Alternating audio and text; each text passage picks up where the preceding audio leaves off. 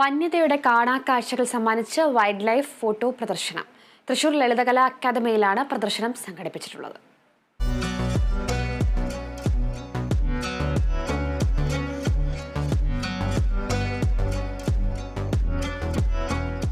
പൂമ്പാറ്റ മുതൽ ആനയും സിംഹവും രാജവെമ്പാലയും ഒക്കെ അധിവസിക്കുന്ന ജന്തുലോകത്തെ മികവുറ്റ ഫ്രെയിമുകളിലൂടെ പകർത്തിയിരിക്കുകയാണ് ഓരോ ചിത്രങ്ങളിലും.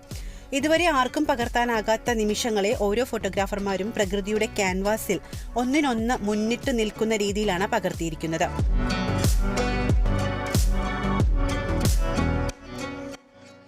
മൂന്ന് വനിതകൾ ഉൾപ്പെടെ 43 വൈൽഡ് ലൈഫ് ഫോട്ടോഗ്രാഫർമാരുടെ കൂട്ടായ്മയാണ് ഗ്രീൻ വാരിയേഴ്സ്.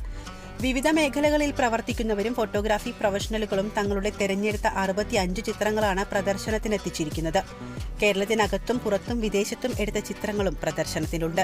43 ഫോട്ടോഗ്രാഫർമാരുടെ ഒരു കൂട്ടായ്മയാണ് ഇപ്പോൾ ഇത് നമ്മൾ കണ്ടക്ട് ചെയ്യാനുള്ള അത് നമ്മൾ കുറേ കാലത്തൊരു ആഗ്രഹമാണ്. ഒരുപാട് കാലത്തെ ആഗ്രഹങ്ങളാണ് ഓരോരുത്തരെയും ഈ ചിത്ര പ്രദർശനം.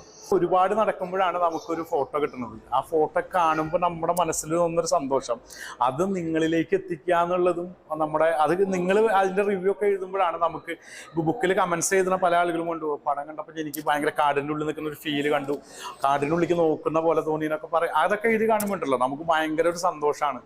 നെല്ലിയാമ്പതിയിൽ യാദൃച്ഛികമായിട്ട് ഞങ്ങൾ പോയിക്കൊണ്ടിരിക്കുമ്പോൾ ഞാൻ സൂരജ് പണിക്കര്, അബ്ജിത്ത് വാര്യർ, ഇങ്ങനെ കുറച്ച് ഫോട്ടോഗ്രാഫേഴ്സ് പോയിക്കൊണ്ടിരിക്കുമ്പോൾ പെട്ടെന്ന് ഞങ്ങൾക്ക് ലക്കിലി കിട്ടിയ ഒരു മൂവ്മെന്റ് ആണത്.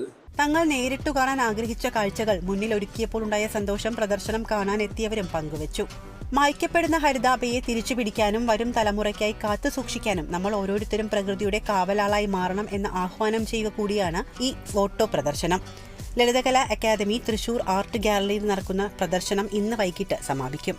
Kerala vision news, Thrissur.